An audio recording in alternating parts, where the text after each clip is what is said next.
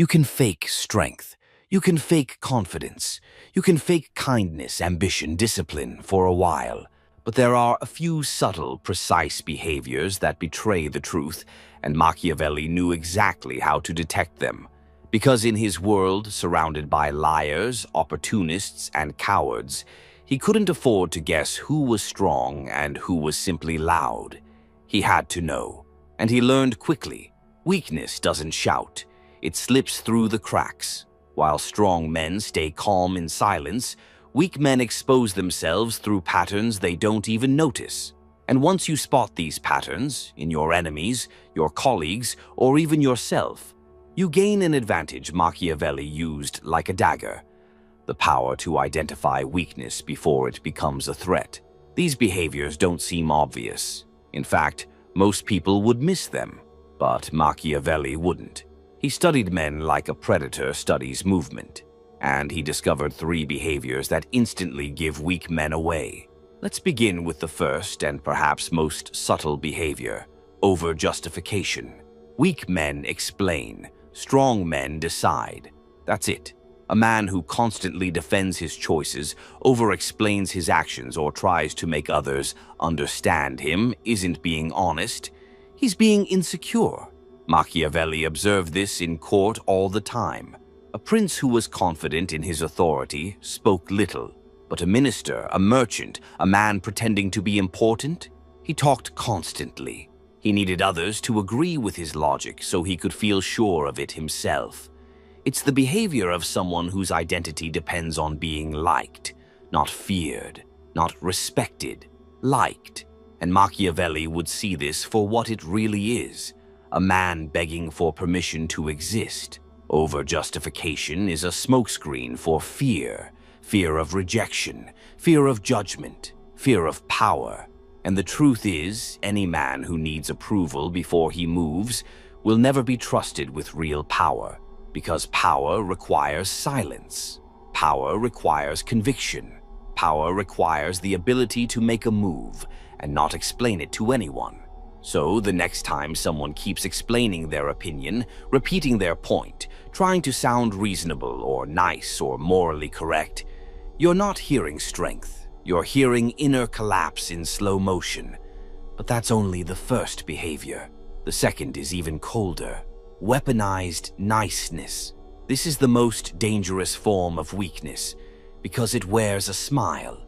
Machiavelli knew that the most spineless men didn't always look afraid. They looked friendly, helpful, accommodating. But it wasn't kindness.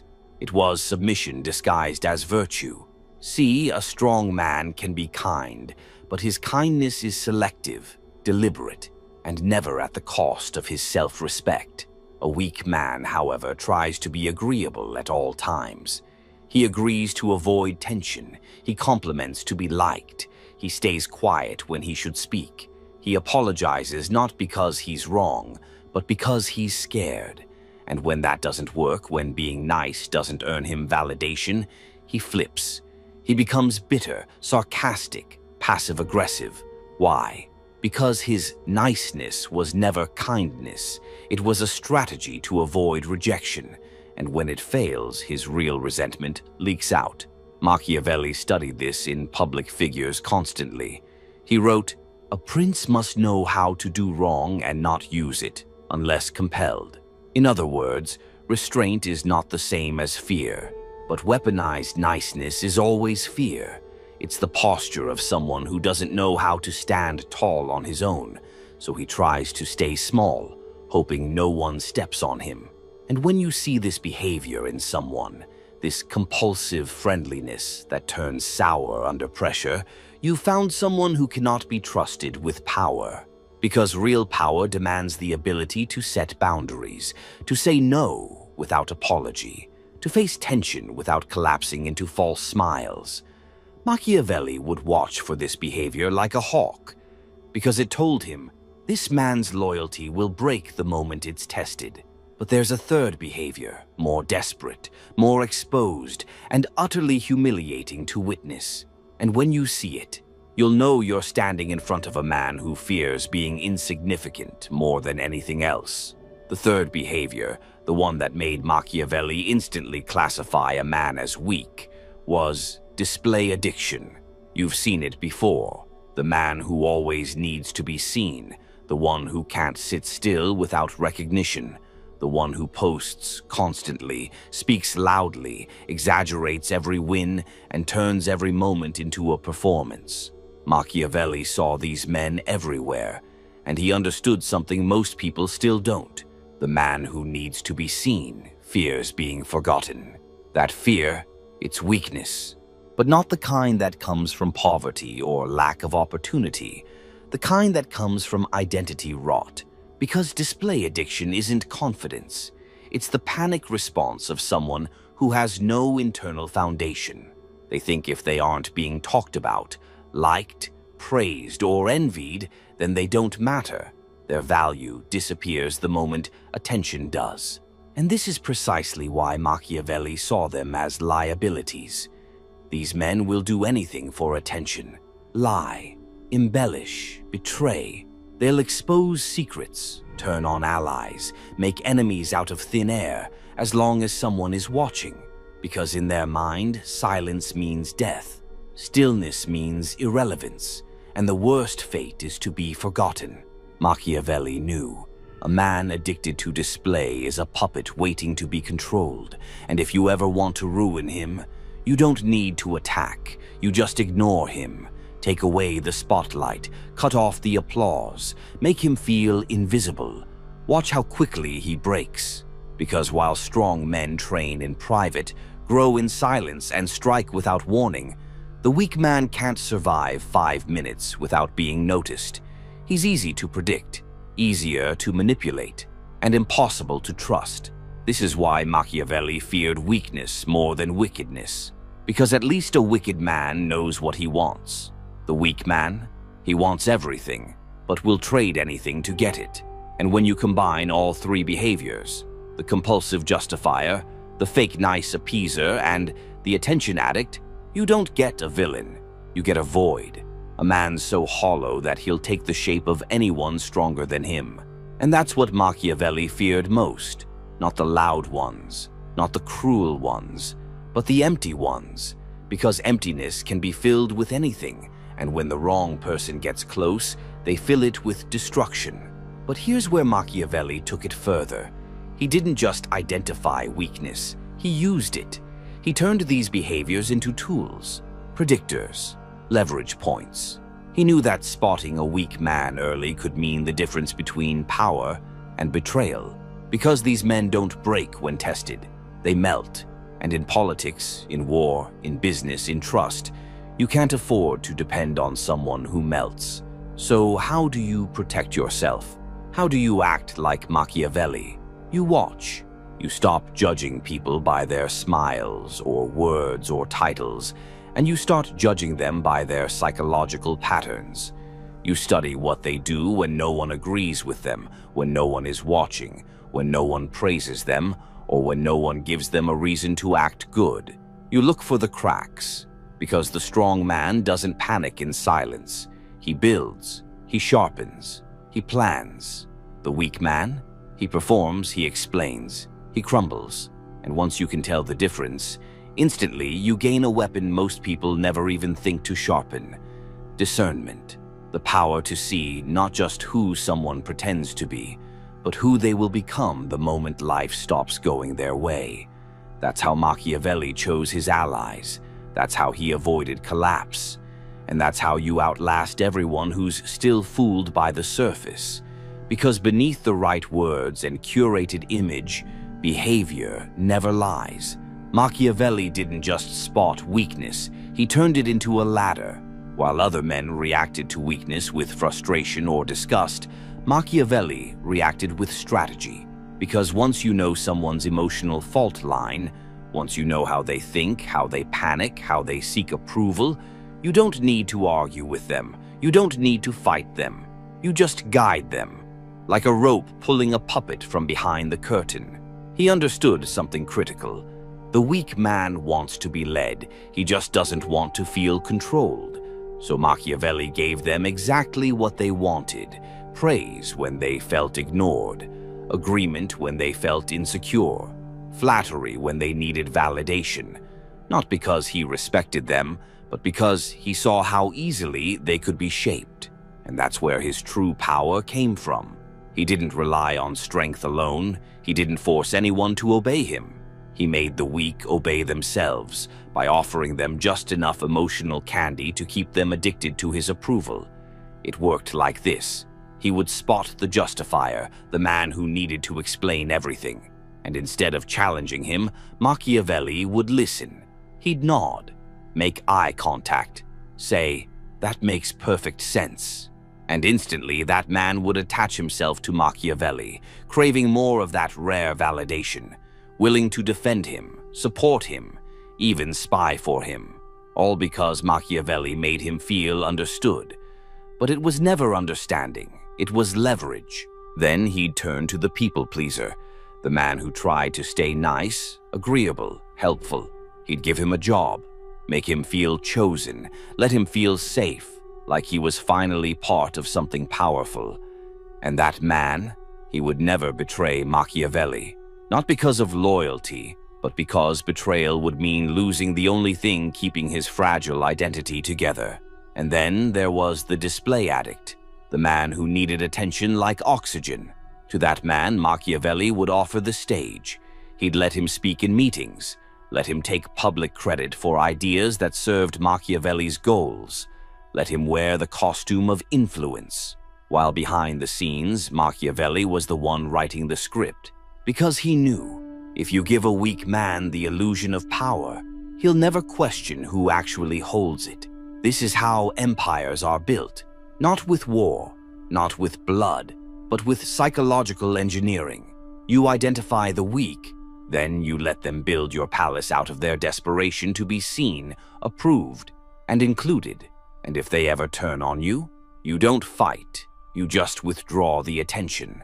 Let them collapse in silence. Let them destroy themselves in a desperate attempt to feel powerful again. Because nothing crushes a weak man faster than being ignored by the person whose approval shaped him. That's the Machiavellian art of handling weakness. You don't argue. You don't expose them. You weaponize them. And as they dance for the spotlight, you remain still, silent, watching. While they chase applause, you acquire power. But Machiavelli had one more rule, perhaps the coldest of all. Never let a weak man believe he's your equal, because the moment he does, he forgets who built him. He overreaches. He fantasizes about rebellion. So you keep the gap wide. You reward just enough to keep him moving, but never enough for him to believe he no longer needs you. And if he ever tries to challenge you, you don't retaliate. You replace him, because there is no shortage of weak men desperate for validation. But there is only one of you. That's the Machiavellian way. Not domination by force, but direction by instinct. Not managing people, but puppeteering their insecurities until they call it loyalty. You don't need a title. You don't need a crown. You don't even need to speak loudly. To control weak men, all you need is understanding and silence. Machiavelli knew that the best manipulation doesn't look like manipulation. It looks like friendship. It looks like mentorship. It looks like presence. Because weak men are always watching, not for truth, but for signals. They move toward approval like moths to a flame. And once you know that, you can shape their entire behavior without raising your voice. This is how Machiavelli moved through courts, governments, and alliances without ever needing brute strength. He let weak men come to him, and then he played a role. He became the quiet listener to the over-explainer, the calm leader to the people-pleaser, the shadow architect to the attention-hungry puppet. He didn't resist their flaws. He fed them, just enough to keep them performing. And in return, he got loyalty without effort. He got defenders without asking. He got obedience without commands. This is what you must understand if you want real Machiavellian power. The best form of control is the kind they never see coming. It's when they think the decisions are theirs, when they believe they chose to follow, when they feel proud of serving you, not because you demanded it, but because you never had to. Let's break it down further. First, speak less than they expect. The weaker the man, the more he needs verbal affirmation. So you offer silence, strategic silence. You let them overexpose themselves. You let them talk themselves into guilt, loyalty, admiration. And when you do speak, make your words feel earned. That single compliment, that small nod of approval, that rare piece of advice. It becomes gold in their mind. They chase it. They talk about it. Now they're not just working with you. They're working for something inside them, something you created. Second, be the calm in their storm. Weak men live in emotional reactivity. They panic when plans shift. They overcorrect when criticized. They spiral when ignored. So you do none of those things. You stay composed. You move with quiet intention. You become the opposite of their inner chaos. This contrast makes them see you as powerful without you ever claiming it. They begin to believe, he must know something I don't.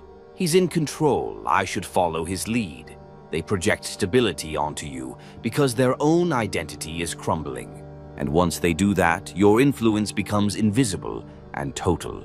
Third, reward with unpredictability. This is the Machiavellian twist most people miss. You don't reward consistently. You don't become a predictable source of praise or support. You become mysterious. Some days you acknowledge them. Some days you vanish. Some days you nod. Some days you don't even look their way. Why? Because uncertainty creates addiction. They never know when your approval will arrive, so they keep performing. They keep guessing. They keep talking about you. You become not just a leader in their mind, you become an obsession. And this is where true psychological power begins. Because when they start needing your presence, your guidance, your recognition, they start fearing your disapproval. You don't have to punish them. Your absence is punishment enough. You don't have to correct them. Your silence becomes a mirror they can't escape. And now they belong to you. Not through fear, not through threats, but through a deeper, subtler bond. Dependency. This is the art of identifying weak men and turning them into tools of your rise. And the beauty of it is this: they'll never know. They'll call it admiration. They'll call it respect. They'll believe they chose this path. But you'll know the truth. You saw the cracks. You read the behavior. And while they tried to survive in noise, you rose in silence. Just like Machiavelli. There's one thing Machiavelli feared more than being overthrown by enemies, being betrayed by weakness within himself. He understood something most people still run from. Weakness is not just something you spot in others. It's something you must hunt within yourself every single day, because it doesn't arrive in obvious forms. It sneaks in, through over-explaining, through the need to be liked, through the craving for applause, through the silence you should have filled but didn't, through the apology you gave not because you were wrong, but because you were afraid. Machiavelli believed that self-mastery was a war, a daily war, and if you lost even one battle, the world would spot the crack before you did. So he developed a system, a way to detect weakness the moment it whispered in his own mind. Here's how he did it. First, he watched how he explained himself. When you're strong, you make decisions. When you're weak, you explain them. Machiavelli trained himself to notice when he started talking too much, when he repeated a point, when he adjusted his message based on the room.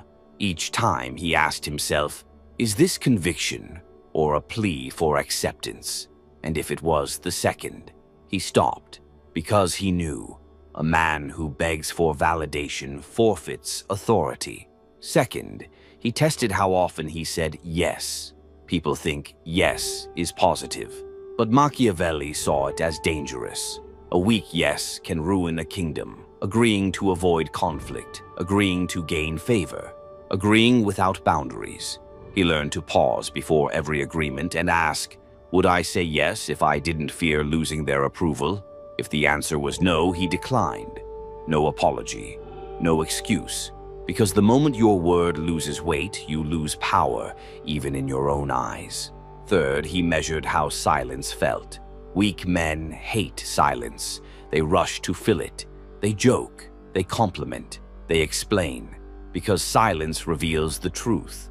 But Machiavelli made silence his weapon. He practiced it in rooms full of noise. He measured his comfort inside it, and when it felt tense, he leaned into it. Why? Because silence, when mastered, becomes presence, and presence, when mastered, becomes intimidation without intention. Fourth, he resisted unnecessary exposure.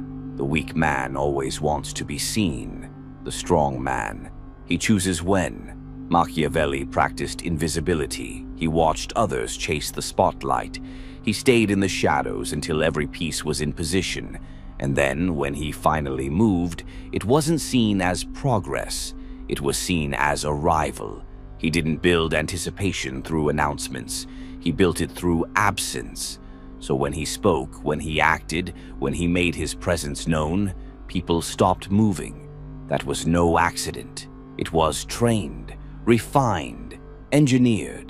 He removed every trace of weak behavior in himself before the world ever had the chance to use it against him.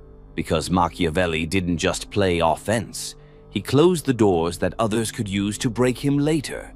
And that's what most people fail to do.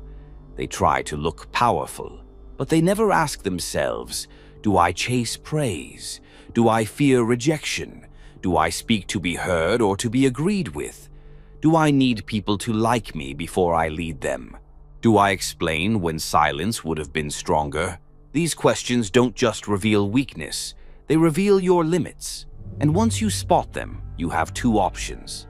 Feed them and stay where you are. Kill them and become something the world cannot ignore. Because in the Machiavellian world, you don't get punished for being evil. You get punished for being predictable, emotional, weak.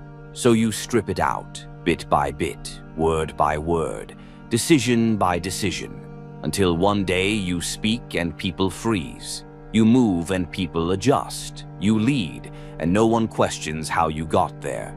Because they won't see a man trying to look strong. They'll see a man who's been forged in silence. Respect isn't demanded. It's not asked for. And it's definitely not begged for. It's engineered. And Machiavelli knew the blueprint. He understood that the highest form of respect, the kind that doesn't fade in your absence, the kind that silences a room before you speak, comes from one thing: mastery over what weak men fear most. See, weak men fear discomfort. They fear being misunderstood. They fear being disliked. They fear standing alone in a room full of noise. But the Machiavellian man, he embraces it. He doesn't run from tension. He walks into it. He doesn't collapse under judgment. He sharpens under it. Because when you kill the instinct to justify, when you stop seeking applause, when you remove every trace of fear-driven behavior, you become something alien to the average man, something unsettling, something untouchable. And that's exactly why people begin to respect you, not because you speak louder, not because you seem nice, but because you reveal nothing, and that terrifies them. It's human nature. We fear what we cannot figure out. So when you walk into a room and don't need to prove anything, when you hold your posture while others flinch, when your silence feels heavier than their best words, you change the dynamic. You don't chase respect. You become the source of it. People begin to shift their tone around you. They speak more carefully. They measure their words because they don't want to be seen as weak in your presence. Why? Because you've mastered what they haven't. You've killed the need for constant validation. You've silenced the voice that craves attention. You've made peace with your own solitude, which makes your approval incredibly rare. And rare things are always valuable. This is the final Machiavellian tactic. Make your respect expensive. Don't give it easily. Don't flatter casually. Don't smile for free. Make them earn it. Because once they realize you aren't moved by charm, by pressure, by popularity, they'll adjust to your standard, they'll rise to it, or they'll disappear. And either way, you win. You either gain stronger allies or expose the ones too weak to walk beside you. This is how you rule, not with power you shout about, but with power that's felt, the kind that makes people ask, why does he make me uncomfortable? Why do I care what he thinks of me? What does he see that I don't? That's not intimidation. That's presence. And presence is built by removing every behavior that exposes weakness in them and in yourself. Because once you've done that, once you've purified your speech, refined your silence, and made your identity unshakable, you become what Machiavelli admired most. A man who doesn't just command respect. He doesn't give them a choice. Not through cruelty, not through fear, but through sheer, undeniable calibration. You've become the standard they measure against, the mirror that reflects their insecurities, the quiet reminder that strength never needs to introduce itself. So let the weak reveal themselves. Let them talk. Let them seek attention. Let them chase comfort. And while they do, you build, in silence, with precision, until one day they can't stop watching, and they'll never understand how they lost to someone who never even played their game. That's the final lesson. You don't expose weak men by confronting them. You expose them by never needing to. That is Machiavellian power.